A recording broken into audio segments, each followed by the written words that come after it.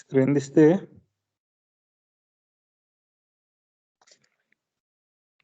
Yes sir.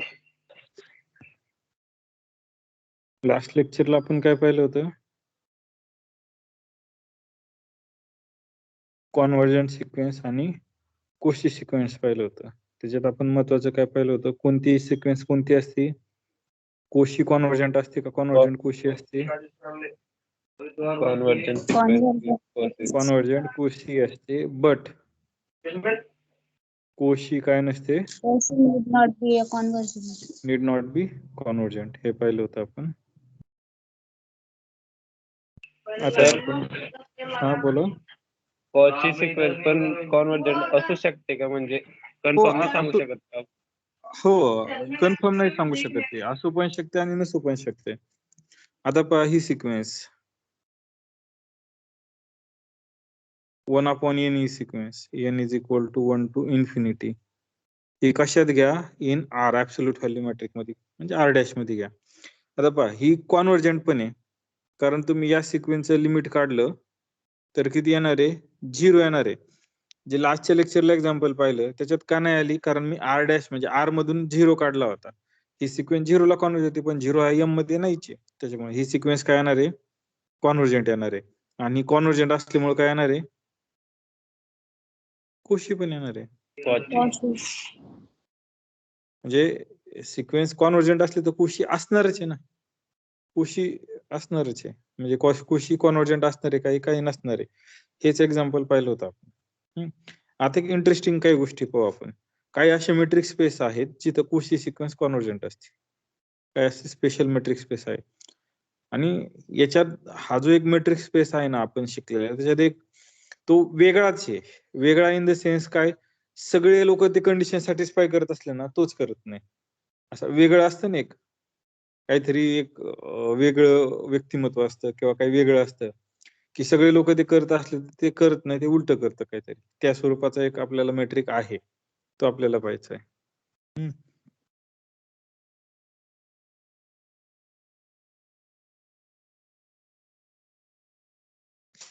पुढचं आपण काय पाहिलं होतं? कॉन्व्हर्जंट पाहिलं होतं, कोशी पाहिलं होतं.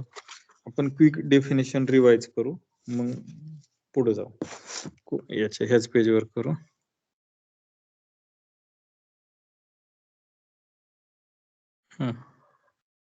काय सांगा बरं कॉन्व्हर्जंट सिक्वेन्स? आपण दाखवतो कसं? Limit n tends to infinity Sn is equal to L. हे काय असते? कॉन्व्हर्जंट असते. हा, मग कॉन्व्हर्जंट कधी असते? डेफिनेशन काय याची? हे डिनोट करतो आपण. For all s long greater than equal to 0, greater than 0, there exist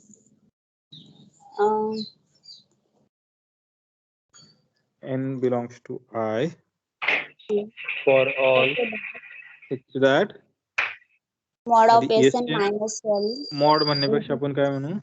distance Sn, L Sn, L less than epsilon. less than कुणासाठी? epsilon for all capital n. जो n मिळाला त्याच्या पुढच्या सगळ्या n साठी. हो. आणि कोशीची काय असती?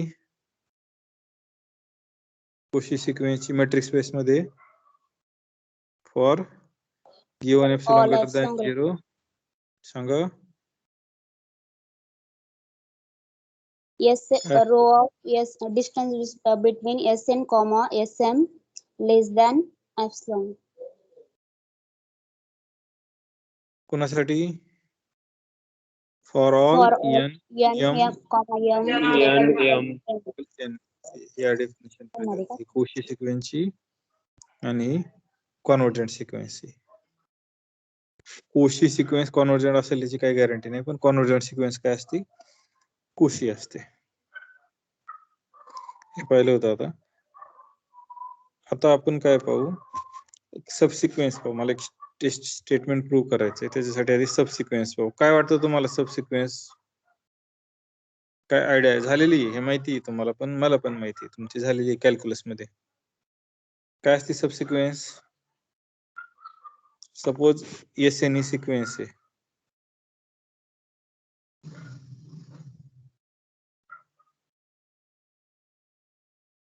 Sn सिक्वेन्स आहे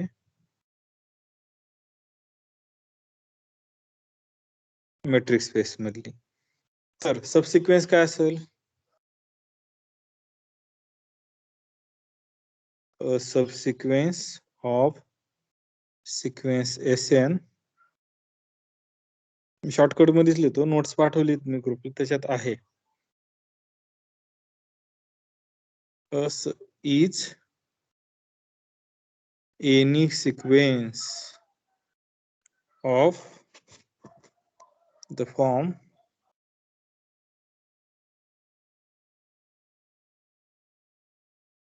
SNK, K runs from 1 to infinity, where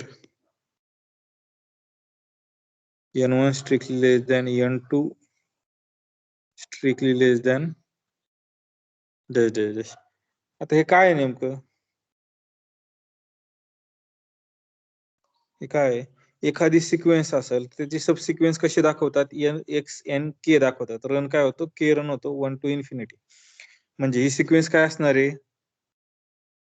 SN1, SN2, SN3, SN4, SN5 he subsequent असणार आहे. पण N1, N2, N हे काय आहेत? तर इंटिजर आहेत, पॉझिटिव्ह इंटिजर आहेत. ते काय आहेत? N1 लेस दॅन N2 लेस दॅन असे आहेत. म्हणजे काय? म्हणजे काय? सपोज एखादी सिक्वेन्स घ्या, एखादी सिक्वेन्स सांगा, कोणती सिक्वेन्स, कोणतीही सांगा, कॉन्व्हर्जंट असो नसो काय फरक पडत नाही. सांगा एखादी सिक्वेन्स नॅचरल नंबरची 1 2 3 4 5 6 and so on. He sequence घेतली. ही काय केली? सिक्वेन्स घेतली. सिक्वेन्सला कर्ली ब्रॅकेट मध्ये दाखवत नाही. ही सिक्वेन्स घेतली, याला काय म्हटलं आपण? SN. N runs from 1 to infinity. आता काय करायचं? तुम्ही हे N1, N2, N3 निवडायचे. मग मला सांगा बरं N1 काय निवडायचा? कोणताही सांगा, कोणताही नॅचरल नंबर सांगा. सांगा कोणताही. चला S1, S2, S3, S4, S5. हा 2 झाला. त्याच्यानंतर N2 किती सांगायचं? त्याच्यापेक्षा मोठा आला पाहिजे, स्ट्रिक्टली मोठा. किती सांगा? 4. 4. N3,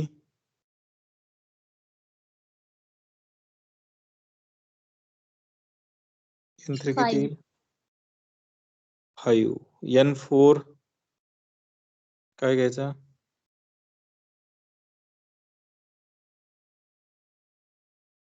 किती घ्यायचा?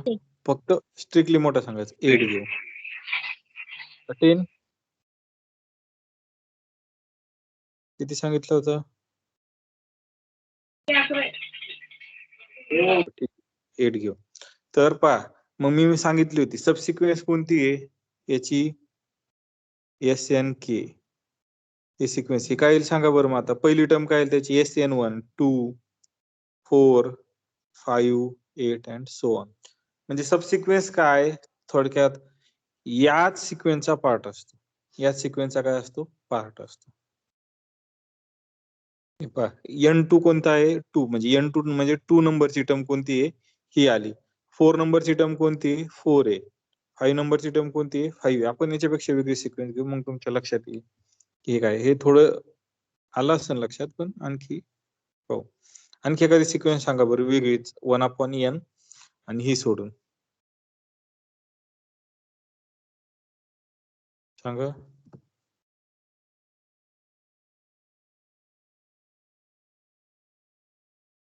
कोणती सांगता? 2/n. 2/n. 2/n सांगण्यापेक्षा डिक्रीज होणारी सांगितलेली चालेल. तर 2/n घेऊ आपण. 2/n. शक्यतो काय करायचं माहितीये का? सिक्वेन्स सांगताना कॉन्व्हर्जंट सांगण्याचा प्रयत्न करायचा, कारण त्याच्यात काहीतरी ब्युटिफुली दिसतं काही गोष्टी.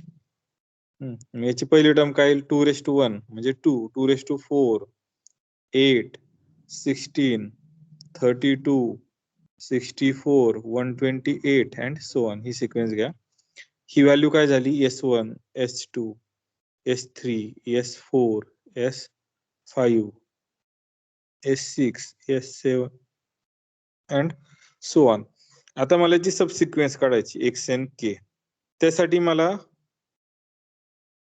हे लागणार आहे. मग मला N1 सांगा बरं काय घ्यायचा? N1 काय घ्यायचा? N2 काय घ्यायचा? Number integer. N3 काय घ्यायचा? कोणतेही इंटिजर सांगा. N4 एवढंच घेऊ आपण. N1 काय घ्यायचा? कोणता इंटिजर सांगा 1 पासून पुढला. 3, 3 घेऊ, 7, 5, 7 आणि N4 9.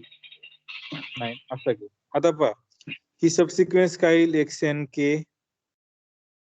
n is equal to 1 to infinity. मी अशी लिहितो जाणीवपूर्वक. N1 काय? 3. N2 काय? म्हणजे मी आधी कशी लिहायला पाहिजे? SN1, SN2, SN3, SN4, SN5 and so on असे लिहायला पाहिजे. हा, पण माझा SN काय आहे? S3. SN2 काय आहे? S5. SN3 काय आहे? S7. SN4 काय आहे? S9 and so on. He sequence काय येईल? कोण सांगेल मला आता? मी तो वर लिहितो. पहिली टर्म S3 किती आहे? याच्या S सिक्वेन्सचा पार्ट किती आला? 8. नंतर S5 किती आला? 32 आला. S7 किती आला? 128 आला. पुढचा काय येईल? 512 येईल ना. होप ही सिक्वेन्स अशी झाली. लक्षात आलं? सबसिक्वेन्स म्हणजे काय? दिलेल्या सिक्वेन्सचा पार्ट, पण सगळ्या टर्म घ्यायच्या नाही, काहीच टर्म घ्यायच्या, पण इन्फानाइटच घ्यायच्या. सिक्वेन्स म्हणजे इन्फानाइट टर्म असणार आहे आणि त्याची ऑर्डर चेंज नाही करायची. साध्या भाषेत सांगायला गेलं तर. समजलं हे?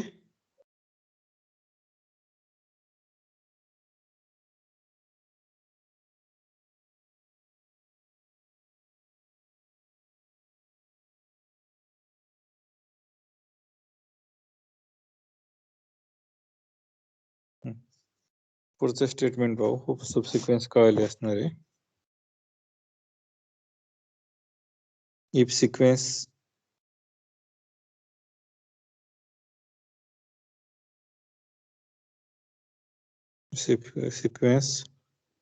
XN is Cauchy. ही सिक्वेन्स Cauchy आहे in matrix space M rho मध्ये. अँड इफ या सिक्वेन्सला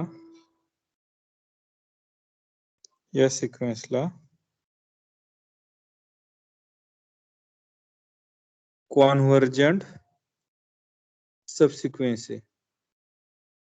त्या सिक्वेन्सला काय आहे? कॉन्व्हर्जंट सबसिक्वेन्स आहे.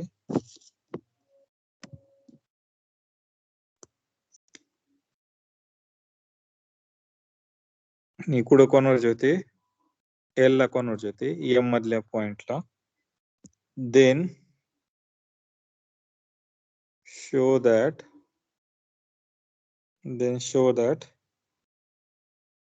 XN is converges to L. आता स्टेटमेंट काय सांगतं? हे कोण सांगेल का? XN ही Cauchy सिक्वेन्स आहे. XN ही Cauchy सिक्वेन्स आहे आणि त्या Cauchy सिक्वेन्सला जर एखादी कॉन्व्हर्जंट सबसिक्वेन्स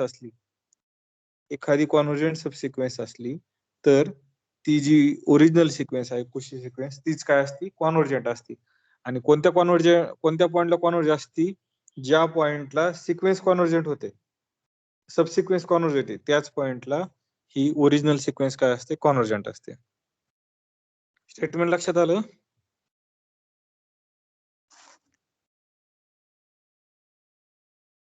स्टेटमेंट लक्षात आलं का? हो. पुन्हा एकदा पहा. बाकीच्यांच्या लक्षात येते का? हो येत असलं तर हो सांगा, नाही तर नाही सांगा. रिपीट करून द्या सर एक वेळेस. असं सांगा ना, काहीतरी सांगा, समजलंय का नाही सांगितलं.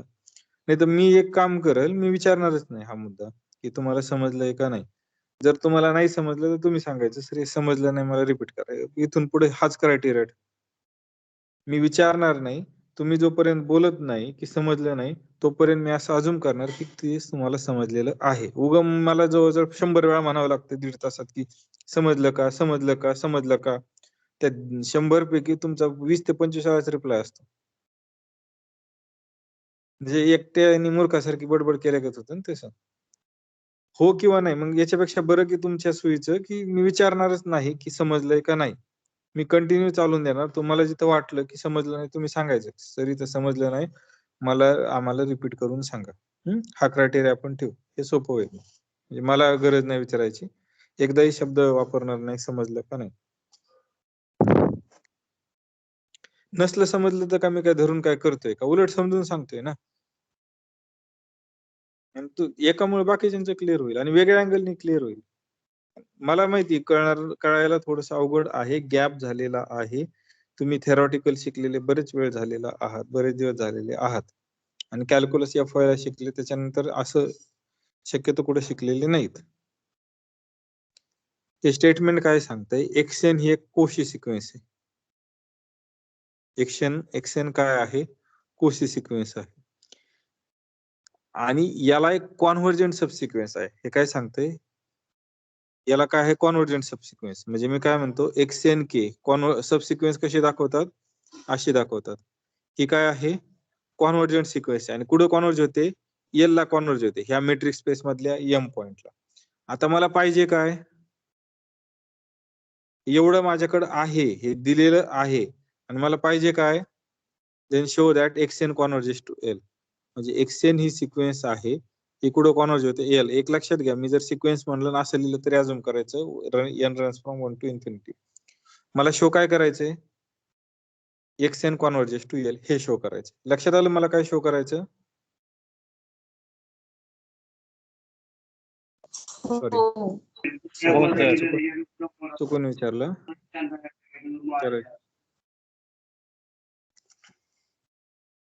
हे आता माझ्याकडे आहे काय? मला पाहिजे काय? तर मी इथं लिहितो. मला पाहिजे काय? की लिमिट xn या सिक्वेन्सचं किती आहे? म्हणजे ही सिक्वेन्स कॉन्व्हर्जंट आहे म्हणजे मला काय दाखवायचं? L दाखवायचं. म्हणजे काय? मला काय पाहिजे?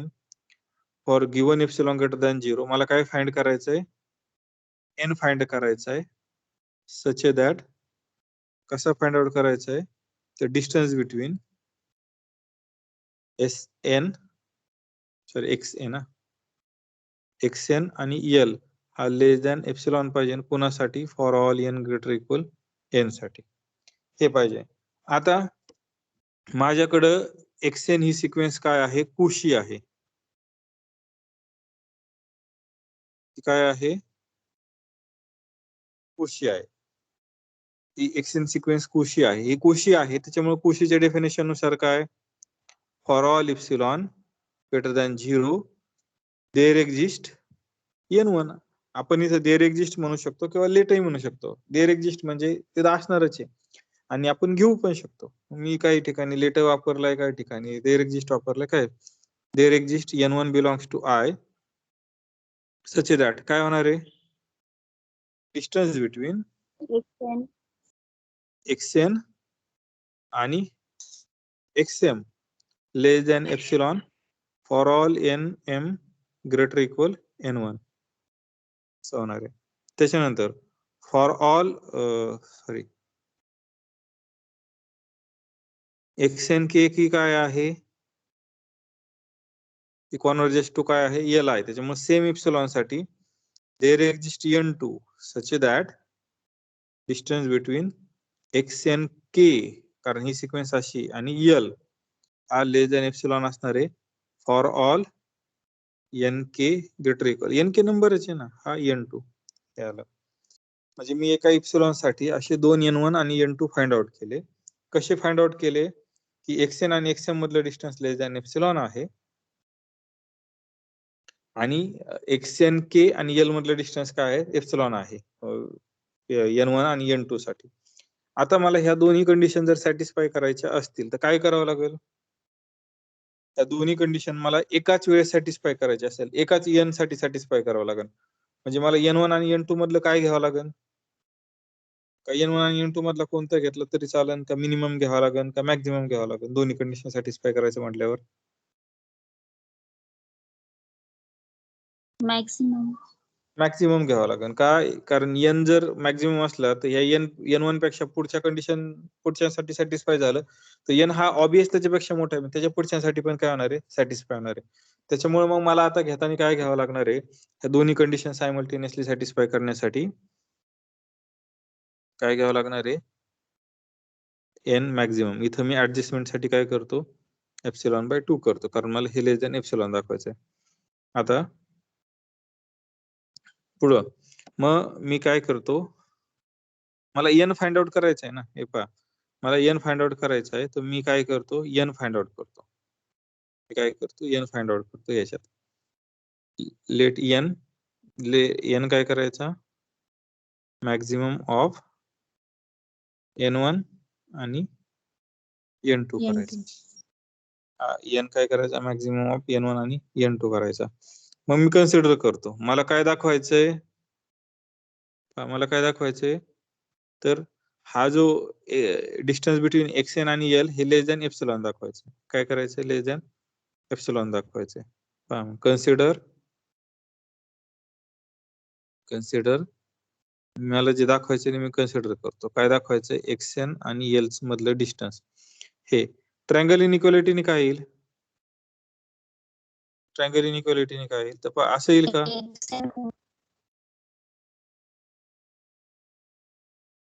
एखादा कोणताही m मधला एलिमेंट ऍड केला, मग मी पर्टिक्युलर काय करतो? xn k करतो. का? तर तुम्हाला लक्षात येईल का? हे करेक्ट आहे का? लेस इक्वल, सॉरी, इथं काय येईल? लेस इक्वल. हे करेक्ट आहे का? हो. हा, आता इथं माझा n हा काय घेतलेला आहे? n1 आणि n2 घेतलेला आहे. आता मी काय करतो? इथं xn k हे ग्रेटर इक्वल n घेतो. हे ग्रेटर इक्वल n घेतलं तर xn ही सिक्वेन्स जर कॉशी असेल, xn हा वरच वाटतं, xn ही सिक्वेन्स जर कोशी असेल तर जे दोन्ही पॉइंट n च्या पुढचे असतील त्याच्यातलं डिस्टन्स किती असणार आहे? जर कोशी सिक्वेन्स असतील, जे कोणतेही पॉइंट कोणतेही सिक्वेन्सचे टर्म हे n च्या पुढे आहेत त्याच्यातलं डिस्टन्स किती असणार आहे? लेस दॅन ε/2. हेच आहे ना. हे पहा, जे कोणी, याचा अर्थ काय करायचा? जे कोणी n1 च्या म्हणजे n च्या पुढचे असतील त्याच्यातलं डिस्टन्स किती असणार आहे? लेस दॅन ε/2. इथं सॉरी, मी हे असं मांडायला पाहिजे होतं. xn म्हणण्यापेक्षा n आणि nk हे जर दोन n च्या पुढचे असतील त्याच्यातलं डिस्टन्स किती असणार आहे? लेस दॅन ε/2 असणार आहे. आणि ह्याच दुसऱ्या ह्याच्यात xnk आणि l चं डिस्टन्स किती असणार आहे? जो कोणी n2 च्या पुढचा म्हणजे n च्या पुढचा असेल त्याचं आणि l चं डिस्टन्स किती असणार आहे? लेस दॅन ε/2. म्हणजे हे दोघंही डिस्टन्स काय आले? लेस दॅन ε/2. त्याच्यामुळे मी काय म्हणू शकतो? डिस्टन्स बिटवीन xn आणि l हा काय आला? लेस दॅन एप्सिलॉन आला. ह्या याच्यासाठी, कारण n हा काय निवडलाय? मॅक्झिमम निवडलाय. त्याच्यामुळं ही sequence for all n greater equal n, त्याच्यामुळं limit n tends to infinity xn हा काय आला? l आला. एकदा पुन्हा रिपीट करतो, पहा स्टेटमेंट पुन्हा पाहू. माझ्याकडे काय आहे? मी नोट्स मध्ये पाठवलेली आहे, सॉल्व प्रूव्ह करू. माझ्याकडे काय आहे? xn ही कोशी सिक्वेन्स आहे. आता आपल्याला माहिती आहे कोशी सिक्वेन्स ही कॉन्व्हर्जंट असू पण शकते आणि नसू पण शकते. पण त्या कोशी सिक्वेन्सला जर एखादी कॉन्व्हर्जंट सबसिक्वेन्स असेल, त्या कोशी सबसिक्वेन्सला कॉन्व्हर्जंट सबसिक्वेन्स असेल, ती कोशी सिक्वेन्स काय असते? कॉन्व्हर्जंट असते. ती कोशी सिक्वेन्स काय असते? कॉन्व्हर्जंट असते. आणि ती कोशी सिक्वेन्स ज्या पॉइंटला कॉन्व्हर्जंट असते, सॉरी, जी सबसिक्वेन्स ज्या पॉइंटला कॉन्व्हर्जंट असते त्याच पॉइंटला ती कोशी सिक्वेन्स काय असते? कॉन्व्हर्जंट असते. मग आपण तेच प्रूव्ह केलं. काय घेतलं सुरुवातीला? की मी काय घेतलं? एक्स एन कुशी घेतला आणि त्याची सबसिक्वेन्स एक्स एन के.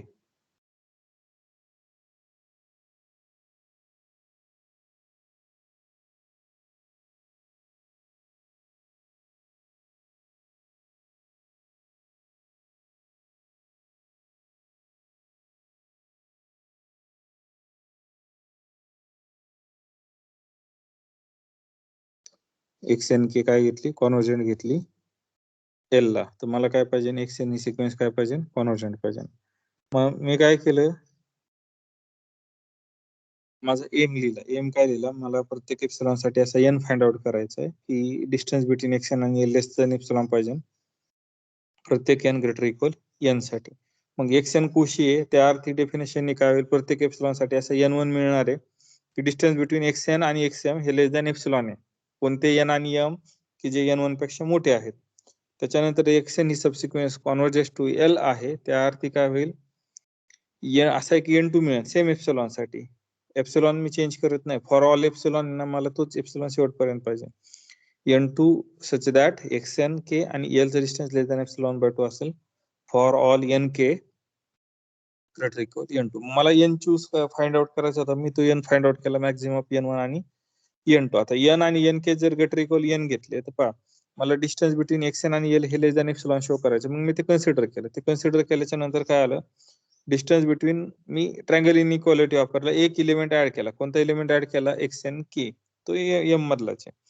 मग हे जर पाहिलं तर जे कोणी n पेक्षा मोठे असतील दोन, त्याच्यातलं डिस्टन्स, त्याच्या पॉईंटचं डिस्टन्स, त्या नंबरचे पॉईंट घेतले मेट्रिक स्पेस मधले, त्याचं distance less than epsilon by 2 असणार आहे. आणि सेम अबाउट याचा सबसिक्वेन्सचा वापर केला. हे distance between X N K आणि एल हे काय आलं, लेस दॅन एप्सिलॉन आलं for all N greater equal N. त्याच्यामुळे सिक्वेन्स एक्स एन आहे त्याचं लिमिट किती आलं, एल आलं. आता आपण नेक्स्ट प्रॉब्लेम पाहू. नेक्स्ट प्रॉब्लेम पाहण्याआधी आपण काहीतरी रिवाइज करू की जो एक वेगळाच मेट्रिक आहे, सगळ्यात वेगळा मेट्रिक आहे, तो आपण डिस्कस करू. तो नेमकं काय का सगळ्यात वेगळा मेट्रिक कोणता आहे, तर डिस्क्रीट मेट्रिक आहे. डिस्क्रीट मेट्रिकला आपण रिवाइज करू. त्याला आपण डिनोट कसा करतो, आर डी ने करतो. तो काय करतो, डिस्क्रीट मेट्रिक हे आर क्रॉस आर पासून क्लोज 0 इन्फिनिटी पर्यंत हे काय आहे, मेट्रिक आहे. हा डिफाईन कसा केलाय सांगा बरं, D of X Y is equal to किती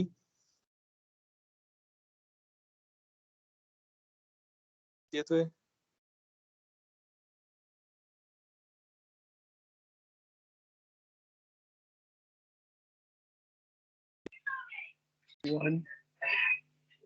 वन कधी, 2 पॉइंट सेम नसेल तेव्हा. एक 2 पॉईंट सेम असले तर 0. 0. बरं झालं आठवलं, नाही तर मी हा पॉइंट स्किप करणार होतो. आणि हा महत्वाचा पॉइंट आहे की वेगळं काय आहे, एखादा ऑड मॅन आउट कसा असतो, आणि तो असतोच, हे दाखवायचं होतं मला. आता माझी सिक्वेन्स कॉन्व्हर्जनची डेफिनेशन काय आहे, सिक्वेन्स कॉन्व्हर्जनची, सपोज एखादी सिक्वेन्स आहे, एसएन सिक्वेन्स आहे, कशात आहे, आरडी मध्ये, ह्या मेट्रिक स्पेस मध्ये, डिस्क्रीट मेट्रिक स्पेस मध्ये ओव्हर आर एखादी सिक्वेन्स आहे. म्हणजे एसएन हे पॉइंट कुठले असणार आहे, हे या आर मधले असणार आहे, म्हणजे with respect to discrete metric R मधलेच असणार आहे, पण रिअल नंबरच असणार आहे. ते कशा त्यातले, with respect to discrete metric. आता मला सांगा की 2 पॉइंटचे डिस्टन्स काय असणार आहे, जर 2 पॉइंट सेम असतील तर डिस्टन्स किती असेल, 0. आणि 2 पॉइंट डिस्टिंक्ट असले तर 1 असेल. आता मी काय करतो, suppose distance between S N आणि एल घेतो थोडं. एल काय माहित नाही, एस एन काय माहित नाही, फक्त हे दोघं कशातले, आर मधले एलिमेंट आहे. हे जर डिस्टन्स लेस दॅन 1/2 असेल तर एस एन आणि एल मध्ये काय रिलेशन असेल, हे जर डिस्टन्स लेस दॅन 1/2 असेल तर एस एन आणि एल मध्ये काय रिलेशन असेल,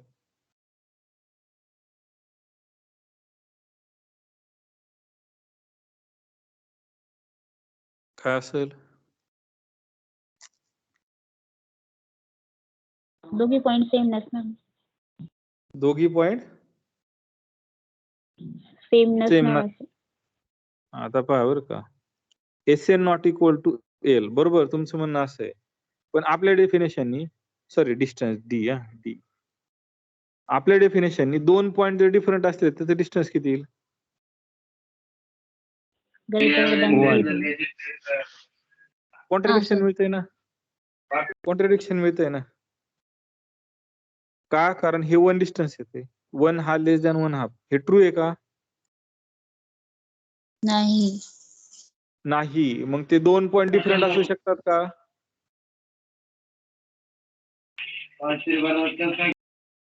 2 पॉइंट डिफरंट असू शकतात का?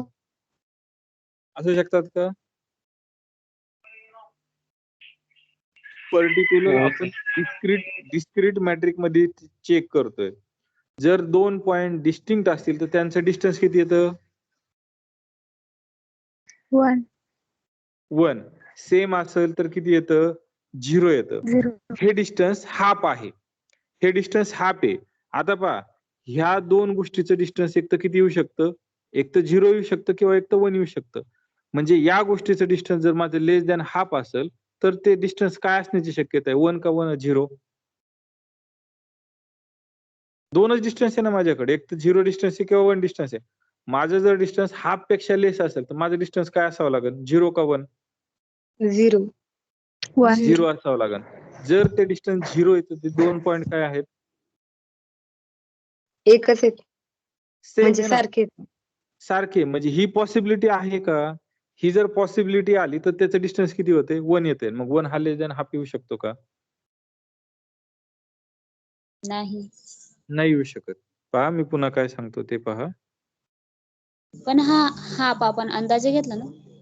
हो, मी घेतला ना ट्रायलसाठी. आणखी वेगवेगळे घेऊन पाहू ना, तुम्हाला दाखवतो ना काय आहे. मला काहीतरी शो करायचं होतं म्हणून घेतला. एस-एन आणि एल याच्यातलं डिस्टन्स जर 1 हाफ असेल तर मला 2 पॉसिबिलिटी आहे. एक तर पहिली पॉसिबिलिटी काय आहे? एस-एन आणि एल हे काय असू शकतात? सेम असू शकतात. आणि दुसरी पॉसिबिलिटी काय आहे? एस-एन आणि एल हे काय असू शकतात? पर्टिक्युलर काही एन साठी डिफरंट असू शकतात. आता जर सपोज सेम असतील तर याच्यातलं डिस्टन्स किती येईल? 0. 0 येईल. हे सॅटिस्फाय होते ना. हा 0 लेस दॅन 1 हाफ येतो, हे सॅटिस्फाय होते, बरोबर. आता हे जर डिफरंट असतील तर आपल्या डिस्क्रीट मेट्रिकनी एस-एन आणि एल मधलं डिस्टन्स किती असेल? 1. 1 असेल ना. डिफरंट पॉइंट असेल तर डिस्टन्स किती आहे? 1 आहे. काहीही घ्या, त्यांना नावं काहीही द्या. ते डिफरंट आहे का सेम आहे मला एवढंच पाहिजे, बाकी काही नकोय. मग हा 1 आला तर 1 हा लेस दॅन हाफ असेल का? नाही. नाही. त्याच्यामुळे ही केस करेक्ट नाही. ही केस करेक्ट नाही. म्हणजे एखादं डिस्टन्स एस-एन आणि एलचं डिस्टन्स जर लेस दॅन हाफ असेल, तर एस-एन आणि एल हे काय असणार आहे? सेमच असावं लागतं. डिफरंट नसून सेम असतील. डिफरंट नाही म्हणजे सेम आहेत. पहा, मी आता ह्या एप्सिलॉनच्या व्हॅल्यू चेंज करत राहतो. मी एप्सिलॉनची व्हॅल्यू काय करतो? चेंज करत राहतो. सपोज काय म्हणू? डिस्टन्स बिटवीन एस-एन आणि एल हे लेस दॅन 2 असेल तर काय होईल? हे लेस दॅन 2 असेल तर काय? दोघी कंडिशन सॅटिस्फाय होतील. कोणत्याही पॉइंटसाठी हे काय करतील? सॅटिस्फाय करतील. कोणत्याही पॉइंटसाठी. म्हणजे इथं एस-एन एन वर रिस्ट्रिक्शन टाकायची गरज आहे का? नाही ना. कारण नाही. आपल्याकडे काय आहे? केस पहिली काय आहे? S N is equal to L असं जर असेल तर डिस्टन्स बिटवीन एस-एन आणि एल हे काय येणार आहे? 0 येणार आहे. हे सॅटिस्फाय करते. दुसरी case S N not equal to L असेल तर डिस्टन्स बिटवीन एस-एन आणि एल किती येणार आहे? 1 येणार आहे. हे लेस दॅन 2 आहे, हे लेस दॅन 2 आहे. त्याच्यामुळे हे सगळं काय करणार आहे? सॅटिस्फाय करणार आहे. म्हणजे मला अल्टिमेटली काय सांगायची? हा जो एप्सिलॉन जर 1 घेतला तर 1 किंवा 1 पेक्षा लेस घेतला, लेस दॅन 1 तर काय होणार आहे? फक्त आणि फक्त ते इक्वलच असणार आहे एस-एन आणि एल. आणि 1 पेक्षा मोठा घेतला तर ते सगळेचे सगळे काय असणार आहे? सगळ्या कंडिशन काय होणार आहे? सॅटिस्फाय होणार आहे या स्वरूपात. आयडिया लक्षात आली?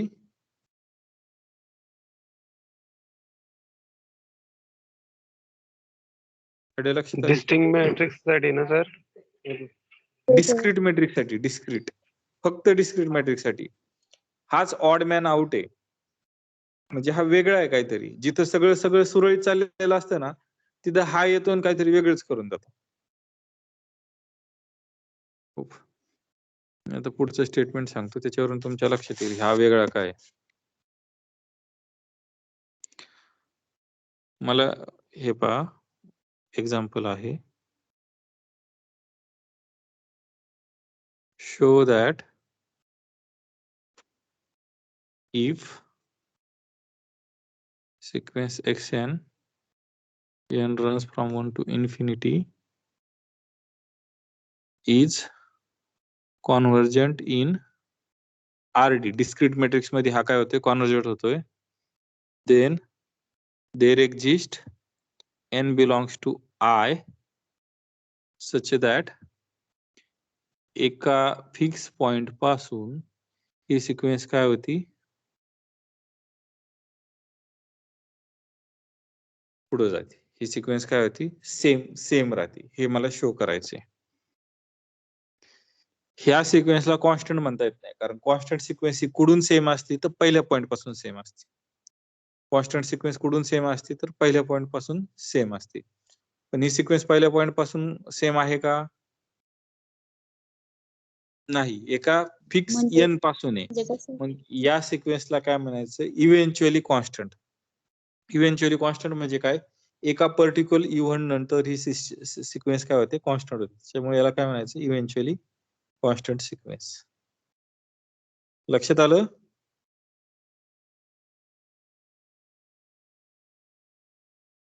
नाही सर.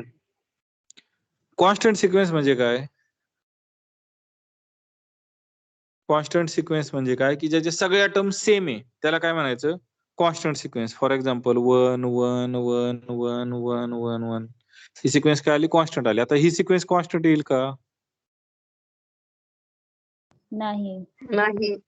नाही येणार. याच्या सगळ्या टर्म काय नाहीत, सेम नाही. पण तुम्ही ऑब्झर्व केलं तर ह्या पॉइंट पासून याच्या सगळ्या टर्म काय आहेत, सेम आहेत. म्हणजे एका इव्हेंट नंतर ही सिक्वेन्स काय आहे, ती कॉन्स्टंट येते. याच्यामुळे याला काय म्हणायचं, इव्हेंच्युअली कॉन्स्टंट. एका इव्हेंट नंतर कॉन्स्टंट येत असेल तर इव्हेंच्युअली कॉन्स्टंट. आता हे स्टेटमेंट काय सांगतं पहा, हे स्टेटमेंट काय सांगतं की आरडी मध्ये डिस्क्रीट मॅट्रिक्स मध्ये एका डिस्क्रीट मॅट्रिक्स मध्ये काय एक सिक्वेन्स कॉन्व्हर्जंट आहे. ही काय आहे, डिस्क्रीट मॅट्रिक्स मध्ये ही सिक्वेन्स काय आहे, कॉन्व्हर्जंट आहे. ही जर सिक्वेन्स कॉन्व्हर्जंट असेल तर तुम्हाला असा एखादा n मिळणार आहे की या nच्या पुढच्या ज्या सिक्वेन्सच्या टर्म आहेत त्या सगळ्या टर्म काय असणार आहे, सेम असणार आहे. म्हणजे काय असणार आहे, कॉन्स्टंट असणार आहे. सगळ्या टर्म सेम आहे म्हणजे ह्या काय असणार आहे, कॉन्स्टंट असणार आहे. पण सुरुवातीपासून आहे का, तर नाही, ते एका इव्हेंट पासून आहे. त्याच्यामुळे ही जी सिक्वेन्स मिळणार आहे ही काय मिळणार आहे, इव्हेंच्युअली कॉन्स्टंट. म्हणजे फॉर एक्झाम्पल आता जी दाखवली ती. आता पहा आपण हे शो करू की एखादी सिक्वेन्स जर आरडी मध्ये डिस्क्रीट मॅट्रिक्स स्पेस मध्ये कॉन्व्हर्जंट असली तर ती काय असते, एका इव्हेंट नंतर कॉन्स्टंट असते. म्हणजे इव्हेंच्युअली काय असते, कॉन्स्टंट असते. आता पहा मी काय करतो, लेट ही सिक्वेन्स कॉन्व्हर्जेस टू एल घेतो. ही सिक्वेन्स कॉन्व्हर्जेस टू काय घेतो, एल घेतो. डेफिनेशन नुसार काय येईल, डेफिनेशन नुसार काय येईल, for all epsilon there exist n belongs to I such that काय होईल, distance between n l less than for all n greater equal n. बरोबर. आता हे कुणासाठी ट्रू आहे, हे कुणासाठी ट्रू आहे, एप्सिलॉन साठी ट्रू आहे. बरोबर. कोणत्या एप्सिलॉन साठी ट्रू आहे, जो कोणी एप्सिलॉन 0 पेक्षा मोठा आहे त्याच्यासाठी ट्रू आहे. मग मी काय करतो, जो कोणी एप्सिलॉन 0 साठी ट्रू आहे त्याच्यासाठी ट्रू आहे. म्हणजे जो कोणी एप्सिलॉन साठी 0 पेक्षा मोठा आहे त्याच्यासाठी ट्रू आहे. मग ह्या एप्सिलॉन साठी ट्रू असणार आहे का, हो. मगाचं स्टेटमेंट काय होतं की जो कोणी एप्सिलॉन 0 पेक्षा मोठा आहे त्याच्यासाठी ट्रू आहे. मग हा जर एप्सिलॉन तुमचा 1/2 असेल म्हणजे 0 पेक्षा मोठा असेल तर त्यासाठी पण काय असणार आहे, ट्रू असणार आहे. म्हणजे for epsilon greater than 0 there exist n belongs to I particular मी फिक्स केला such that distance between xn आणि l हे किती असणार आहे, लेस दॅन हाफ असणार आहे for all n greater equal n. पण मी आत्ताच सांगितल्याप्रमाणे जर 2 पॉइंटचं डिस्टन्स हाफ पेक्षा लेस असेल तर ते काय असतं, डिस्क्रीट मॅट्रिक्स मध्ये ते पॉइंट सेम असतात का डिफरंट असतात का काय असतं, सेम असतं. सेम. सेम असतात. म्हणजे xn आणि l हे काय येतील, सेम येतील. याच्यावरून ते कुणासाठी, for all n is equal to n. म्हणजेच काय, हे n पेक्षा जे कोणी n मोठे त्यांच्यासाठी हे सेम आहे. म्हणजे xn साठी पहिला पॉइंट xn, दुसरा काय घेतला यांच्या पुढचा मोठा xn प्लस 1, पुढचा काय घेतला xn प्लस 2, पुढचा काय घेतला अँड सो. असं हे लक्षात आलं.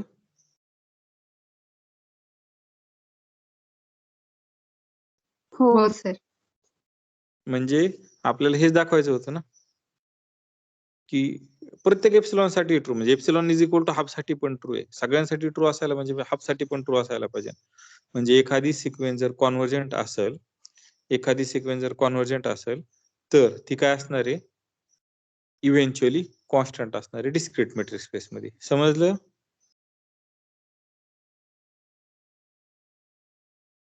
हो सर. प्रश्न चुकीचा आहे माझा. पुढचं आता शो करा लगेच, मी सांगतो ते शो करा, मी सांगतो ते लिहा. शो दॅट आणि ग्रुपला पाठवा. Show that if sequence xn is Cauchy in RD, then there exists n belongs to I such that xn is equal to xn plus 1 is equal to xn plus 2 and so on. हे लगेच show करा किंवा करा आणि मला सांगा. हे show करा आणि मला सांगा याचा प्रूफ कसा लिहायचा. आता जसा प्रूफ केला ना तसा, वाटलं तर हा दाखवतो तुम्हाला.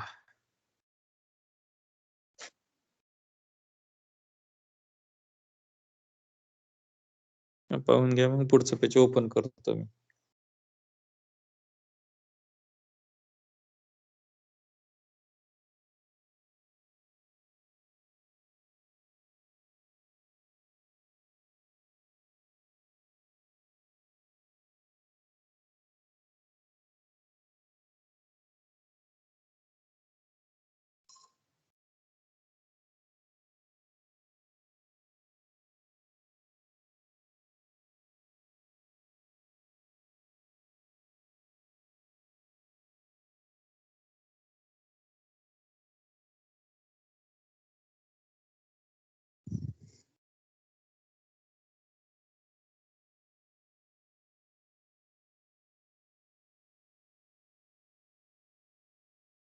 पुढचं पहा.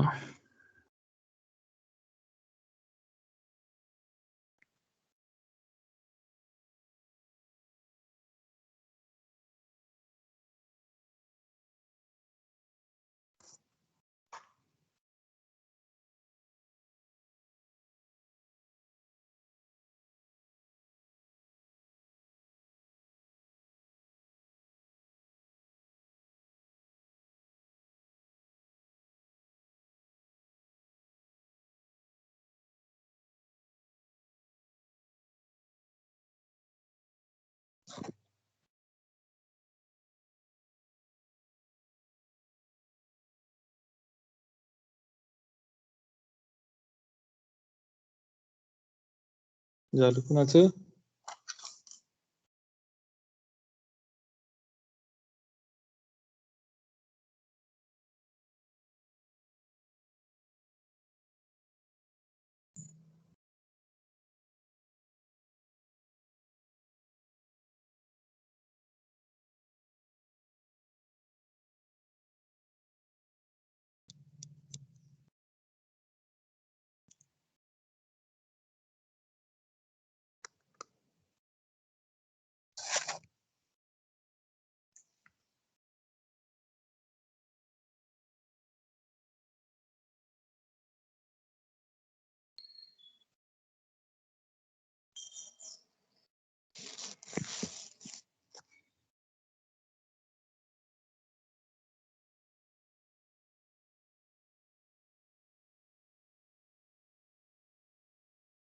झालं का?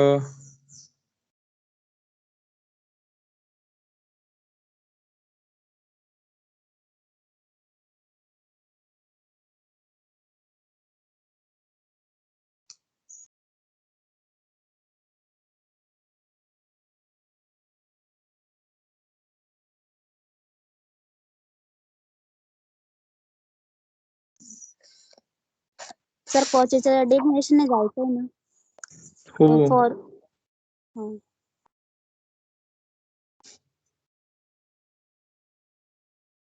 मग d1 of xn comma xm less than epsilon by 2 आणि काय असणार आहे? For given epsilon greater than 0 there there exist exist n. n1 हे महत्वाचं सांगायचं. n belongs to i such that distance between d1 of sn comma xm sm xn, xm less than epsilon by 2 less than epsilon. epsilon by 2 म्हणा, epsilon म्हणा, काही फरक पडत नाही. For all n m greater equal n. आपल्याला example सोडायचं आहे ना, इथं आपण epsilon by 2 ची काही गरज नाही. लिहिलं तरी काही चुकीचं आहे असं नाही. मग particular for epsilon is equal to half साठी काय असणार आहे? There exist n belongs to i असणार आहे. सच दॅट कसं असणार आहे? डिस्टन्स बिटवीन xn आणि xm हे काय असणार आहे? हाफ लेस दॅन हाफ असणार आहे. कोणासाठी? जे कोणी n आणि m हे कशापेक्षा मोठे असणार आहे? n पेक्षा मोठे असणार आहे n त्यांच्यासाठी. मोठे असणार आहे त्यांच्यासाठी. मग मी याच्यावरून असं म्हणू शकतो की हे दोघं काय असणार आहे? लेस दॅन हाफ असणार म्हणजे लेस दॅन हाफ यांचं डिस्टन्स आहे, पण लेस दॅन हाफ असेल तर ते दोघं डिफरंट असतील का? सेम असते. नाही. सेम असतील. डिफरंट नसणार आहे म्हणजेच काय असतील? सेम असतील. बरोबर. हे कुणासाठी? n m पासून सगळ्या पुढच्यासाठी. मग मी असं म्हणू शकतो, इथूनच असं म्हणू शकतो ना, xn is equal to xn plus 1 सगळ्यांसाठी काय असणार आहे? सेम असणार आहे. n m काही घ्या, हे दोघं काय असणार आहे? सेम असणार आहे. म्हणजे हेच दाखवायचं होतं ना. हो आता याचा वापर करून आपण पुढचं एक स्टेटमेंट शो करू.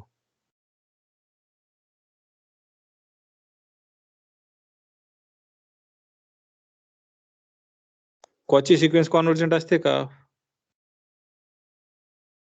असं नेसेसरी नाही. नेसेसरी नाही.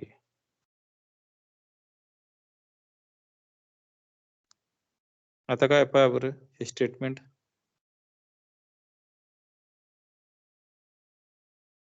कॉची सिक्वेन्स कॉन्व्हर्जंट आहे पण कुठं? असं दिलंय. पण कुठं?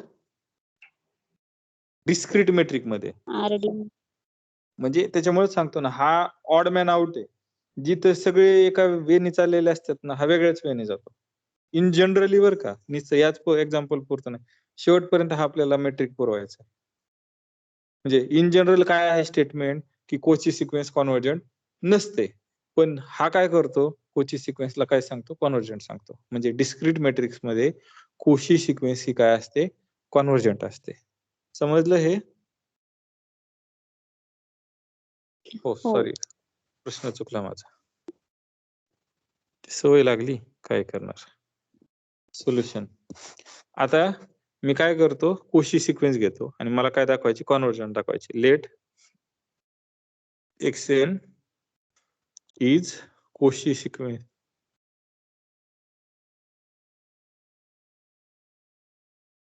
ही आरडीतली काय झाली? कोशी सिक्वेन्स झाली. आता ही जर आरडीतली कोशी सिक्वेन्स झाली तर आताच्या वरच्या एक्झाम्पल नुसार काय होणार आहे? There exist n belongs to i such that काय होईल?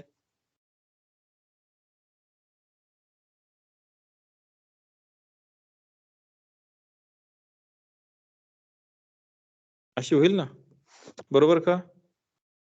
हो आता वर आपण आता हे शो केलं ना की कोशी सिक्वेन्स असली तर ती इव्हेंच्युअली कॉन्स्टंट असते. म्हणजे असं की n मिळतो त्याच्या पुढच्या सगळ्यांसाठी ही सेम आली. त्याच्यामुळे मी डायरेक्ट सांगू शकतो. काय सांगू शकतो? की या सिक्वेन्सचं लिमिट काय आहे? xn आहे. कारण हे पुढे एका पॉइंट नंतर कॉन्व्हर्जंट आहे, सॉरी कॉन्स्टंट आहे, म्हणजे ते काय येणार आहे? Eventually constant. म्हणजे सगळे शेवटी कुठे जाणार आहे? ते xn लाच जाणार आहे. त्याच्यामुळे ही सिक्वेन्स काय आली? कॉन्व्हर्जंट आली. हा इझी प्रूफ आहे मागच्या याचा वापर करून. खूप समजलं असेल. आता याच्यात एक थोडा टॉपिक राहिला होता, आपण त्याला जाऊ मग आपण एक रिव्हिजन पूर्ण करू.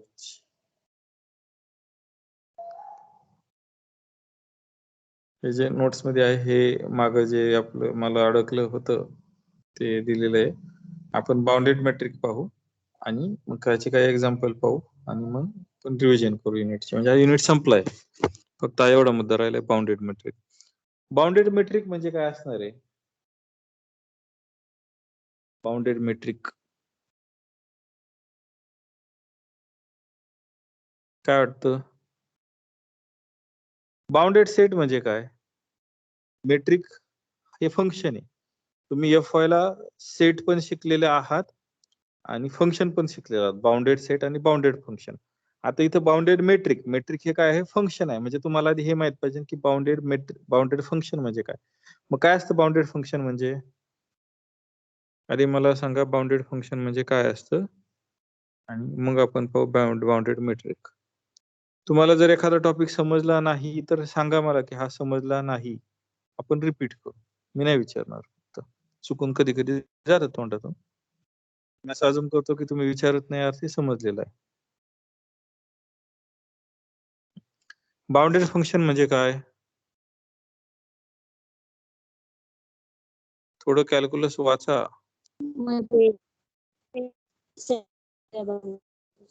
बाउंडेड एफ हे फंक्शन आहे, सपोज ए या सीट पासून आर या आर लागतो. बाउंडेड असायला आर लागतो. का लागतो ते तुम्ही शोधा, दुसरं काय चालत नाही. का आर लागतो? कारण जिथं आपण बाउंडेड दाखवतो त्या अर्थी कम्पेअर तर करता आलं पाहिजे ना, कोणतरी मोठा आणि छोटा. मी जर कोणता वेगळा सेट घेतला तर मी नाही कम्पेअर करू शकत ना ऑलवेज. त्यासाठी ए पासून आर पर्यंत. बाउंडेड फंक्शन म्हणजे काय? F is set to be bounded function if काय असतं? ह्या फंक्शनच्या सगळ्या व्हॅल्यू एका फिक्स व्हॅल्यूच्या आत असतात. सगळ्या व्हॅल्यू या ए सेटच्या for some m belongs to r plus. हे झालं बाउंडेड फंक्शन. बाउंडेड फंक्शन म्हणजे काय? जो डोमेन आहे त्याच्यातल्या प्रत्येक व्हॅल्यू काढायची, त्या एका फिक्स पॉईंटच्या काय पाहिजे? आत पाहिजे. फिक्स नंबरच्या काय पाहिजे? आत पाहिजे. पॉझिटिव्ह नंबर घेतला m. ही बाउंडेड फंक्शनची डेफिनेशन. आता बाउंडेड मॅट्रिकची डेफिनेशन काय येईल? बाउंडेड मॅट्रिकची डेफिनेशन काय येईल?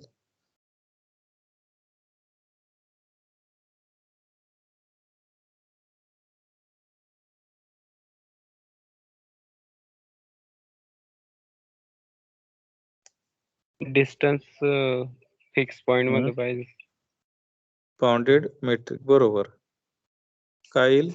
डी रो हा मॅट्रिक आहे m क्रॉस m पासून r पर्यंत, म्हणजे क्लोज झिरो इन्फिनिटी. त्यामुळे इथं काय नाही, रिअल नंबरचाच पार्ट आला, त्यामुळे काय नाही. Rho is set to be bounded metric if काय पाहिजे? या कोणत्याही दोन पॉइंट मध्ये डिस्टन्स लेस दॅन m पाहिजे. m म्हणण्यापेक्षा आपण k म्हणू. तर m हा मेट्रिक स्पेसला वापरलेला आहे k. For all xy belongs to m आणि फॉर सम कोणता तरी k मिळायला पाहिजे. k belongs to r plus म्हणलं तरीही चालेल किंवा इंटिजर म्हटलं तरीही चालेल. इथं खालच्या साईडने का दिलं नाही, कोण सांगेल का? जसं फंक्शनला आपण दोन्ही साईडने दिलं होतं, मायनस के आणि के, मायनस एम आणि एम. इथं का दिलं नाही? कारण कोण सांगेल का?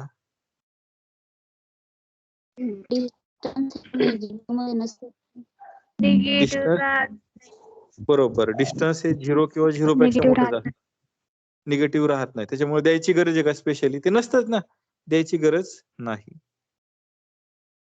म्हणजे काय सांगतोय मी इथं की एखादं मेट्रिक हे बाउंडेड कधी असतं? ज्यावेळेस त्या एम मधले कोणतेही 2 पॉइंट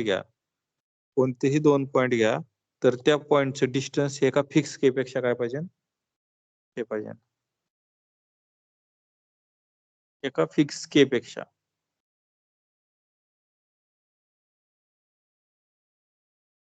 लक्षात आलं हे? सॉरी, आपण आता बाउंडेड मेट्रिक शोधू. कोणता आहे हा मेट्रिक? बाउंडेड येईल का? रो वन मेट्रिक बाउंडेड येईल का? रो हा कसलाही मॅट्रिक घेतला आणि रो वन हा असा डिफाईन केला, हा बाउंडेड येईल का? आता पहा, मला फक्त काय करायचंय, के शोधायचा आहे. तो सगळ्यासाठी वर्क होईल. काय वाटतं? बरं मला सांगा, रो ऑफ एक्स वाय आणि rho 1 plus rho of X Y याच्यातलं मोठं कोण येईल?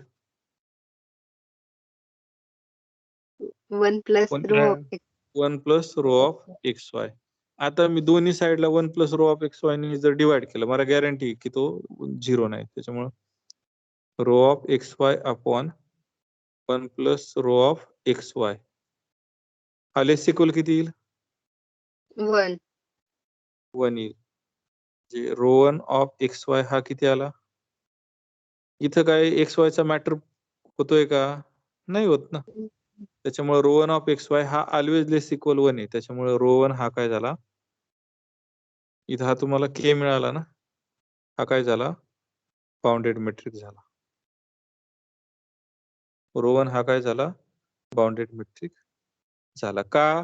कारण आपण काय दाखवलं की डिस्टन्स बिटवीन एक्स वाय, कोणताही एक्स वाय घ्या, हे ट्रूच आहे. कोणत्याही X Y, for all X Y साठी हे ट्रू आहे. मग मी काय केलं, 1 plus rho of X Y ने दोन्ही साईडला डिवाइड केलं, म्हणजे मला हे मिळालं. आणि हे म्हणजे काय? Rho 1 of X Y. हे सगळ्या रो 1 एक्स वाय साठी ट्रू आहे. त्याच्यामुळे इथं के काय मिळाला तुम्हाला? 1 मिळाला. आता आपण आणखी एक एक्झाम्पल पाहिलं होतं. आपण सगळे एक्झाम्पल पाहू मॅट्रिकचे. जे पाहिले होते ते हे पाहू. बरं मला हे एक एक्झाम्पल सांगा, हा बाउंडेड मेट्रिक आहे का?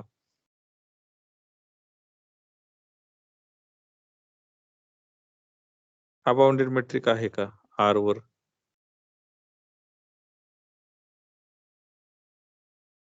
येईल ना. येईल ना. सपोज रो हा काय आहे? बाउंडेड आहे. बाउंडेड आहे तर काय होणार आहे? देयर एक्झिस्ट के मिळणार आहे मला, positive real number such that distance between X Y म्हणजेच काय? Mod of X minus Y हा काय असणार आहे? लेस इक्वल के असणार आहे.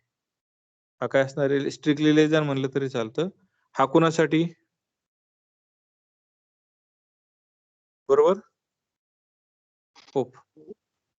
आता मी काय करतो, हा सगळ्या एक्स वाय रिअल नंबर साठी करतो ना. मी काय करतो, एक्स हा के प्लस 1 घेतो आणि वाय हा 0. त्यासाठी पण हे ट्रू असणार आहे ना, कारण हे दोघं कशातले आहेत? रिअल मधले आहेत. म्हणजे पहा, एक के प्लस 1 मायनस के हा पॉझिटिव्ह आहे, मायनस 0 हा लेस दॅन काय येईल? के येईल. हे ट्रू आहे का? हे ट्रू आहे का? नाही. नाही. हे ट्रू आहे म्हणजे हा के मिळेल का मला? कॉन्ट्रडिक्शन घेतलं ना. मी काय केलं, सपोज केलं की हा बाउंडेड आहे. हा बाउंडेड आहे तर आपल्या डेफिनेशन नुसार के मिळणार आहे. हा के मिळणार आहे. के मिळतोय का इथं मला? नाही के मिळा मिळत. सपोज. के मिळा तर मी काय दाखवतोय? कॉन्ट्रडिक्शन दाखवतोय ना. त्याच्यामुळे हा बाउंडेड नसणार आहे. तुम्ही विचार करू शकता ना, तुम्ही किती डिस्टन्स दिले तर तुम्ही याच्यामधलं डिस्टन्स तेवढं वाढवू शकता ना. एक झालं. त्याच्यानंतर पुढचा मेट्रिक कोणता होता? Discrete metric. डिस्क्रीट मेट्रिक हा बाउंडेड असेल का? काय वाटतं? पहा, मी कोणतेही एक्स वाय घेतले, त्यांचे डिस्टन्स किती असणार आहे? 0 किंवा 1. 0 किंवा 1. हे लेस इक्वल 1 आहेत ना. मग तुम्हाला के डायरेक्ट मिळाला ना. किती मिळाला? के 1 मिळाला. कोणतंही डिस्टन्स घेतलं तर ते काय पाहिजे? के पेक्षा फिक्स लेस पाहिजे. मी के जर 1 घेतला तर ते डिस्टन्स 0 आहे किंवा 1 आहे. दोघंही लेस इक्वल काय आहेत? 1 आहेत. म्हणजे डिस्क्रीट मॅट्रिक्स सुद्धा काय आला? बाउंडेड आला. डिस्क्रिट मेट्रिक काय आला? बाउंडेड आला. आणखी एक मेट्रिक येतो, तुम्ही शोधायचा आहे कोणता आहे. रो हा जर मेट्रिक असेल, सॉरी हा नाही metric, rho is metric on R असेल, रो हा जर मेट्रिक ऑन आर असेल तर, रो हा मेट्रिक ऑन आर असेल तर आपण एक मेट्रिक डिफाईन केलं, rho one of X Y. कसा डिफाईन केलं तर आठवत असेल तर पहा, minimum of rho of X Y comma 1 हा सुद्धा काय तो बाउंडेड मॅट्रिक येतो. हे मला दाखवायचं आहे. तुम्ही हे काय करायचं दाखवायचं.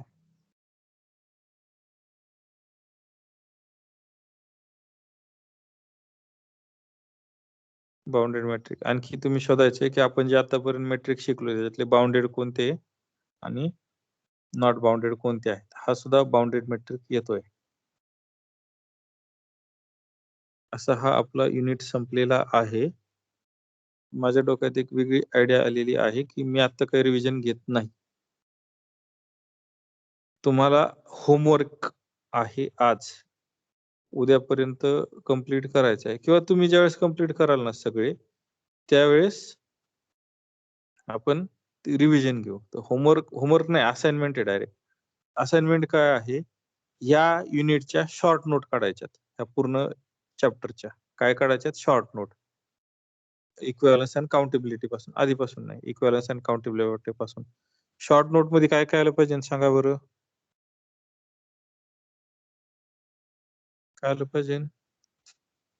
पहिल्यांदा डेफिनेशन, नंतर थेरम, कोरोलरी, त्याचे काय Theorem. असतं पाहिजे? स्टेटमेंट पाहिजे. त्याच्यानंतर काय पाहिजे? नोट पाहिजे. त्याच्यानंतर रिमार्क पाहिजे. त्याच्यानंतर काय? Special example.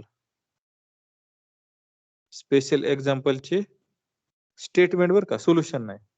ते स्पेशल जे एक्झाम्पल आहेत म्हणजे फॉर एक्झाम्पल डिस्क्रिट मॅट्रिक वाले हे असं एवढं लिहायचं आहे. Short note. मग तुम्ही शॉर्ट नोट लिहा. आपण मायक्रोसॉफ्ट टीमला पाठवण्याचं प्रयोजन करू, पण तुम्ही लिहा. त्याच्यानंतर आपण रिव्हिजन घेऊ. म्हणजे मी सांगेन ते तुमच्या लक्षात पण येईल ना. हो सर. म्हणजे असं अचानक नको हवेत की काय व्हायला पाहिजे. मग मी आता रिव्हिजन घ्यायचो आणि तुम्हाला काही पॉईंट कळायचेच नाही. मग त्याला ती रिव्हिजन घेण्यात काय अर्थ नाही. मग आता मला हे सांगा, तुम्ही 9:30लाच लेक्चर सोडणार आहे आज, काळजी करू नका. तर या युनिट मध्ये काय अडचण आहे का कोणाला? रिव्हिजन एक्स्ट्रा वेळेत घेणार आहे बरं का, आपल्या रेग्युलर टाइमात नाही. ते पण सांगतो तुम्हाला. तुम्ही काय करा, तुमचे चालेल सर. स्टुडंट आयडी आहेत, सगळ्यांचे स्टुडंट आयडी आहेत ना तुम्हाला? हो सर. हा, तुमचे स्टुडंट आयडी ग्रुपवर शेअर करा मायक्रोसॉफ्ट टीमचे. आपण एक नवीन टीम बनवू आपल्यासाठी फक्त. त्याच्यावर तुम्ही असाइनमेंट जमा करू आमचे शकता. नाही मोबाईल जम काय बोला. मंडे पासून ऑफलाईन. हो, मंडे पासून जरी ऑफलाईन जरी असेल तर असाइनमेंट वगैरे आपण सगळ्या तिथेच जमा करू. म्हणजे हो सर. चालेल. काही इंटरनल वगैरे जर ऑनलाईन घ्यायच्या ठरल्या किंवा काय झालं तर आपण तिथं घेत जाऊ. म्हणजे आपली एक टीम तयार राहील थोडक्यात. व्हॉट्सअप ग्रुपला गोंधळ होतो, नंतर त्या फायली डिलीट केल्या जातं मेमरीत. तसे त्या मायक्रोसॉफ्टच्या वन ड्राईव्हला सेव्ह राहतात. त्याच्यामुळे सर आमच्याकडे मोबाईल नसेल तेव्हा. म्हणजे असाइनमेंट काय कंटिन्यू नाही ना, कधीतरी हे सेंड करावं लागतील ना. तुम्ही कुणाच्या मैत्रिणीच्या, कुणाच्या घरच्यांच्या अकाउंटवरून म्हणजे घरच्यांच्या मोबाईलवरून सेंड करू शकता. तेवढ्यापुरतं तुमचं मायक्रोसॉफ्ट टीमचं अकाउंट लॉग इन करून. ऑप्शन ठेवू ना आपण. Okay sir. ऑप्शन ठेवू, म्हणजे असं नाही की असं असं असं शॉर्ट नोट काढायच्या आहेत. सगळ्यांनी काढायच्या. आता तुमच्याच नोट्स वरून मी हे करणार आहे, मी काही लिहून नाही दाखवणार. या युनिट मध्ये कुणाला काही अडचण किंवा काही रिपीट करायचं असं काय आहे का?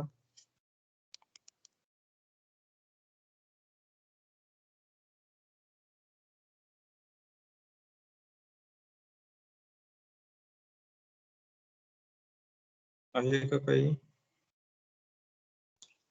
त्या आरडी मॅट्रिक्सला तुम्ही काय म्हणत होते सर? Discrete matrix. डिस्क्रीट. आणि आपण आता जे घेतलं ते लास्टला ते पण तोच मॅट्रिक्स वरून घेतलं ना, म्हणजे आरडी वरूनच. कोणतं? कोशी सिक्वेन्स कॉन्व्हर्जंटचं का? नाही, आता ते बाउंडेड नंतर झालं ना हा, ते. बाउंडेडचं एक एक्झाम्पल घेतलं होतं. जिथं डी वापरला आहे तिथं काय म्हणायचं? डिस्क्रीट मेट्रिक आहे. जिथं डी वापरलाय तिथं काय म्हणायचं? डिस्क्रीट मेट्रिक आहे. फक्त इथे एक एक्झाम्पल केलेलं आहे. माझ्याच नोट्स द्यायला पाहिजे. आता बघू आपण आता. काय नाही, पुढे आहेत नोट व्यवस्थित आहे. मी सेकंडच्या पासून केलेले आहे, काय अडचण नाही. सेकंड युनिट पासून नोट चांगल्या आहे.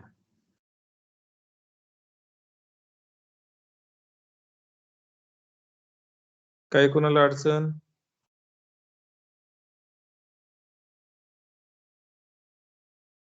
सर आपण जर इंटिजरचा सेट घेतला, आवाज येतोय का? हा, बोला ना. हा, जर आपण इंटिजरचा सेट घेतला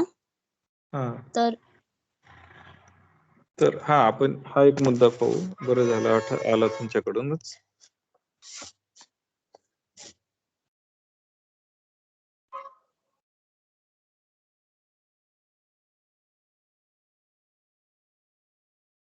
एम हा काय घेतला? झेड घेतला. आता एम हा झेड घेतला तर मी याच्यावर एक मेट्रिक डिफाईन करतो, रो नावाचं. Z cross Z to close 0 open infinity. हे कसं डिफाईन करतो? Distance between X Y is equal to mod of X minus Y. हे मेट्रिक असेल का? आपण जनरली एम हा आरच घेतलेला आहे, पण हे मेट्रिक असेल का? काय वाटतं? पहा, दोन जर सेम पॉइंट नाही घेतले, आपण चेक करू. हे जर दोन पॉइंट जर सेम घेतले तर काय होईल? सॅटिस्फाय होईल.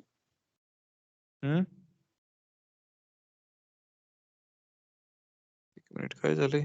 फर्स्ट कंडिशन सॅटिस्फाय होईल असं. एक मिनिट, काहीतरी होतंय.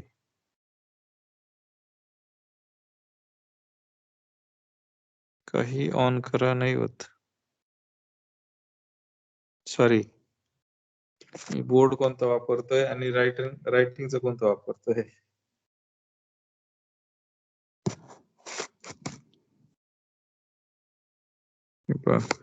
कुंदळ काय झालंय की मी हे वापरायच्या ऐवजी हे वापरायला पाहिजे ना. मी वापरतो एक.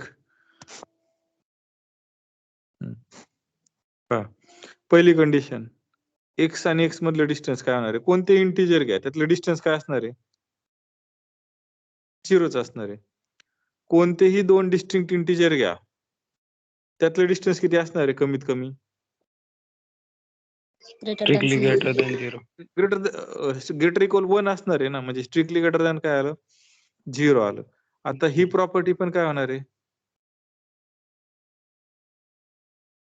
सॅटिस्फाय होणार आहे ना. हे कुठं मॅटर करतं की काय कशातलं आहे तुमचं? त्याच्यामुळे रो ऑफ वाय एक्स. आणि हे पण काय होणार आहे? ट्रायंगल इक्वालिटी पण काय होणार आहे? सॅटिस्फाय होणार आहे सगळ्या पॉइंट साठी. Plus rho of Z Y. त्याच्यामुळे हा सुद्धा काय येणार आहे? मेट्रिक येणार आहे. एम हा मी काय घेतो? माग काय? माग हे जे एक्झाम्पल घेतलं तेव्हा आपण काय शो केलं होतं की ते बाउंडेड नव्हतं का मॅट्रिक्सच नव्हतं? आठवत नाही. कोणतं? नाही, मी झेड वाला एक्झाम्पल घेतलंच नाही आतापर्यंत. मी एकच एक्झाम्पल घेतलंय, आर सोडून सेपरेट. ते कोणतं घेतलंय? हे घेतलंय. आता आपण मेट्रिक वेगवेगळे बदलून पाहू, ते चालतात का ते पाहू. आपण हेच एक्झाम्पल घेतलं होतं, आठवत असेल तर पहा. हे कोणासाठी घेतलं होतं? सिक्वेन्स 1/n साठी, n runs from 1 to infinity साठी. पण मला इथे सांगायचंय का की मेट्रिक कोणतेही चालतात, नेसेसरी नाही. हा मेट्रिक पण चालेल तुम्हाला. हा याच्यावर जर तुम्ही ऍब्सोल्यूट व्हॅल्यू मेट्रिक घेतला, रो हा डिफाईन केला एम क्रॉस एम पासून क्लोज इंटरवल 0 इन्फिनिटी पर्यंत, आणि हा जरी डिफाईन केला असा rho of X Y is equal to distance between X minus Y, हा सुद्धा मेट्रिक येतो. जर तुम्ही M2 हा घेतला, हा याला M1 म्हणा, हा जर M2 हा घेतला ओपन इंटरवल 0-1, तरी सुद्धा ह्या मेट्रिकने काय येतो. म्हणजे दोन मेट्रिक, एक पहा तुम्ही कोणताही काय म्हणा कोणताही सबसेट घ्या रिअल नंबरचा, सपोज M हा सबसेट ऑफ रिअल नंबर आहे, तर M हा काय असतो, मेट्रिक असतो with respect to absolute value metric. कोणताही एक पॉइंट जरी घेतला तरी चालन, एम्प्टी सेट घेतला तरी चालन, काहीही घ्या तर तो ऍब्सोल्यूट व्हॅल्यूशी काय असतो, मेट्रिक असतो. सिमिलरली M हा तुम्ही कोणताही काय करा सबसेट घ्या कुणाचा, RD चा, तरी M हा काय असतो, मॅट्रिक्स डिस्क्रीट मॅट्रिक्स स्पेस असतो. नेसेसरी नाही R वर डिफाईन करावं, तुम्ही कशावरही डिफाईन करू शकता. इवन तुम्ही दगड मातीवर सुद्धा डिफाईन करू शकता मेट्रिक. मागं तुम्हाला सांगितलं होतं सेट वर डिफाईन केला जातो. आपण सिक्वेन्सचं डिस्टन्स काढले, कशाचंही डिस्टन्स काढू शकतो, कोणत्याही पॉईंटचं डिस्टन्स काढू शकतो आपण, कुठेही रिस्ट्रिक्ट करू शकतो त्याला. याच्यात आणखी काही डाऊट? म्हणजे इथून पुढे आपल्याला हे वापरायचे बरं का, याच्यावर मेट्रिक घ्या, याच्यावर मेट्रिक घ्या. मेट्रिक तुम्ही कोणत्याही सेटवर घेऊ शकता, ऍब्सोल्यूट आणि डिस्क्रीट तर ऍब्सोल्यूट तर R च्या कोणत्याही सबसेटवर घेऊ शकता, आणि डिस्क्रीट तर कुठंही घेऊ शकता. डिस्क्रीट मॅट्रिक तो स्पेशल मॅट्रिक्स आहे, डिस्क्रीट मॅट्रिक्स मॅट्रिक्स नाही. आणखी डाऊट काय?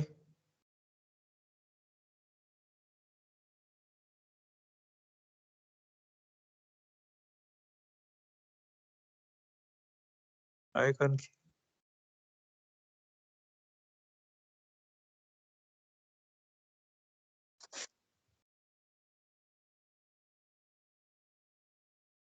नाही ना?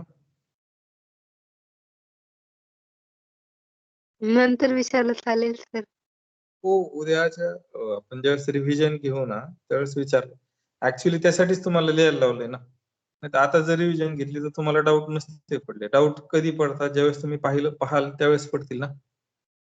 आता तुम्ही त्या नोट्स लिहा, आपण बहुतेक सोमवारी रिव्हिजन करू, ऑफलाईनच करू रिव्हिजन, चालेल ना?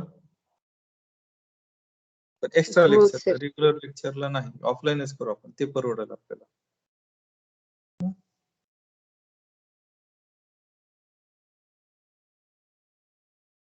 सर हा बोला.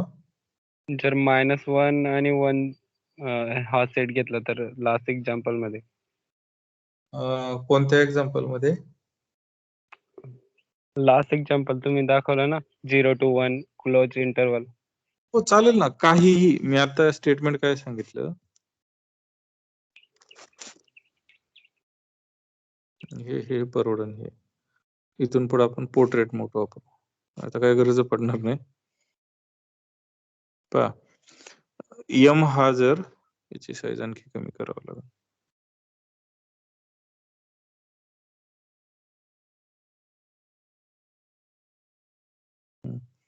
M हा जर -1 to 1 घेतला तर हा ऑब्विसली R चा सबसेट येणार आहे.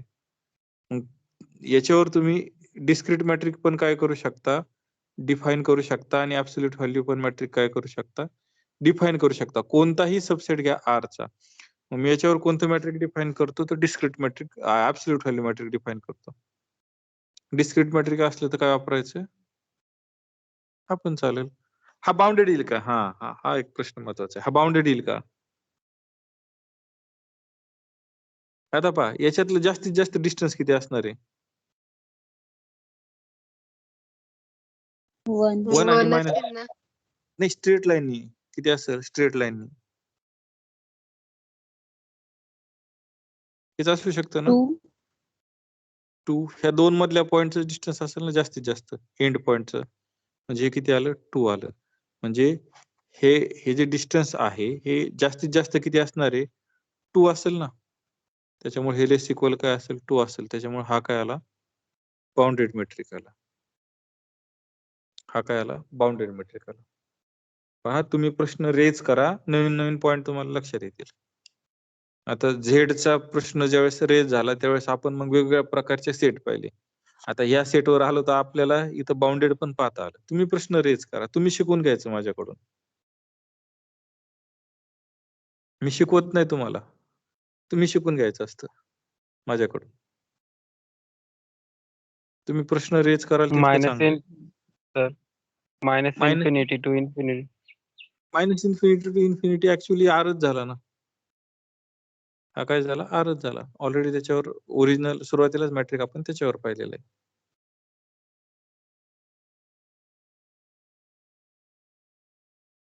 आणखी mod of X minus Y वर ऑपरेट करताना तर मग बाउंडेड नाही येणार ना. इथं ना? हम्म. हो नाही बाउंडेड नाही ना तो. बाउंडेड आणि नाहीये. डिस्क्रीट मॅट्रिक्स येईल का मग?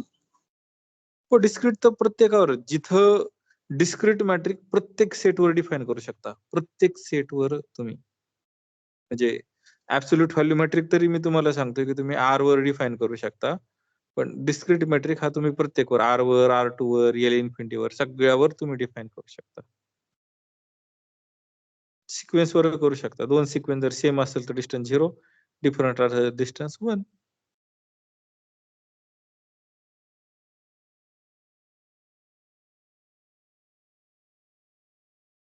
आणखी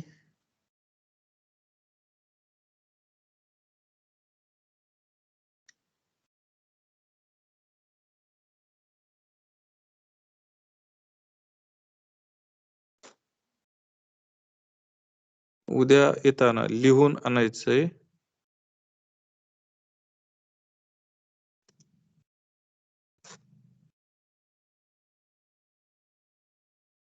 म्हणजे ग्रुपवर पाठवा सगळ्यांनी. आणि एक काम करा की असाइनमेंट जर ज्यावेळेस तुम्ही ग्रुपवर पाठवाल ना तुम्ही सॉल्व्ह केलेली तर तिथं खाली कसली असाइनमेंट आहे ते नमूद करा. म्हणजे विषयाचं नाव. त्या असाइनमेंटला खाली टॅग करू ना. म्हणजे ते कळायला. नाहीतर काय होतं की सगळेच असाइनमेंट सांगतात, सगळे सोडवतात. मग ते लक्षातच राहत नाही कोणती कोणाची पाहावं. मग फक्त टॅग करायचं. जे असाइनमेंट सेंड करता खाली टाकायचं. हाताने नाही लिहायचं बरं का, टाईप करायचं की मेट्रिक स्पेस असं. Definition of continuity. कारण मी बाकीच्या कोणाच्याच असाइनमेंट ओपन करून पाहत नाही, नोट्स ओपन करून पाहत नाही. कारण ते प्रत्येकाचं इंडिव्हिज्युअल असतं ना. मला ते ऍक्च्युली राईट पण नाहीये. Definition of continuity. लिमिटची लिमिटिंग म्हणजे 2 डेफिनेशन लिहायचे. एक पहिली लिमिटची definition, limiting value is equal to functional ही पूर्ण डेफिनेशन लिहायची. आणि दुसरी काय करायची?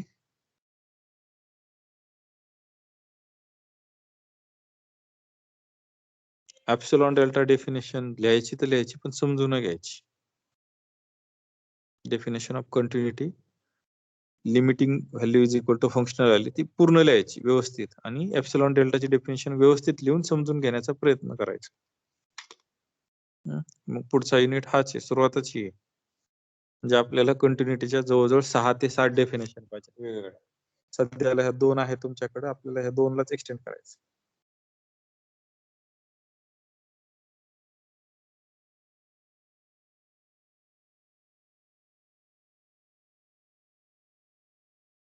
हो.